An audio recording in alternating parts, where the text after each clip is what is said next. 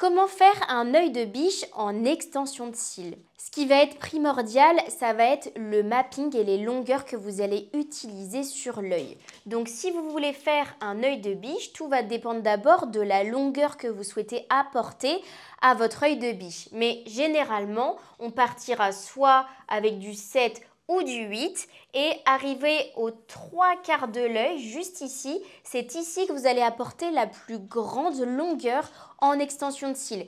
Donc si votre cliente veut une longueur pas trop intense, vraiment très léger, un petit œil de biche naturel, on restera sur du 11 ou du 12, alors que si votre cliente veut un œil de biche super long, dans ce cas, on pourra alors mettre du 14, voire même du 15 si votre cliente a des cils sains. Ensuite, vous n'avez plus qu'à monter progressivement au niveau de votre mapping. Donc ici, on va mettre, admettons, du coup du 9, du 10, du 11, du 12 et ensuite du coup 13, 14, 15. En fait, ici, ça sera à vous de jauger en fonction du coup du rendu que votre cliente souhaite avoir. N'oubliez pas sur le tout coin externe de toujours redescendre en mapping. Pourquoi? Parce qu'en fait, sur le coin tout externe, vous avez des cils qui sont plus fins et qui sont du coup moins forts et qui ne résisteront pas au très gros poids des longues extensions de cils. Donc, au coin externe, on redescend toujours un petit peu. Alors, comment s'appelle ce mapping? En fait, ce mapping, il a deux noms communs dans le monde des extensions de cils. On l'appelle le Cat Haze ou le Fox Haze. C'est exactement la même chose. La longueur va varier selon les souhaits de vos clientes. Et bien entendu, c'est un mapping à prendre avec des pincettes puisque tout le monde ne peut pas bénéficier de ce mapping. Par exemple, une cliente qui va avoir un œil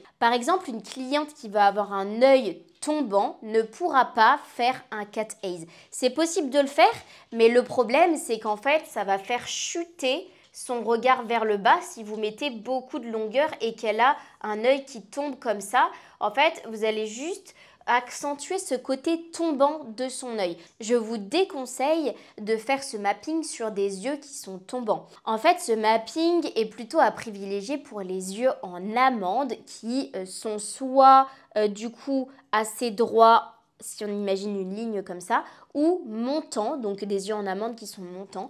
Mais les yeux en demi-lune qui ont tendance à tomber vers le bas, ça fera chuter davantage le regard et ça ne mettra pas forcément en avant cette morphologie des yeux. Vous souhaitez apprendre à faire des extensions de cils, du microblading? Découvrez notre centre de formation spécialiste du regard. Nous sommes très exigeants sur la qualité de notre enseignement. Nous vous formons pour devenir des professionnels. Aucune expérience n'est requise au préalable. Vous aurez accès à une plateforme de formation en ligne avec des vidéos, des explications écrites et des QCM. Vous recevrez dans votre boîte aux lettres votre kit de formation qui vous permettra de vous entraîner et de faire 5 à 10 prestations sur vos clients. Des échanges par écrit avec des vocaux, des vidéos sur WhatsApp avec la formatrice. Nos formations sont éligibles au CPF. Remplissez votre candidature pour qu'un membre de notre équipe vous recontacte.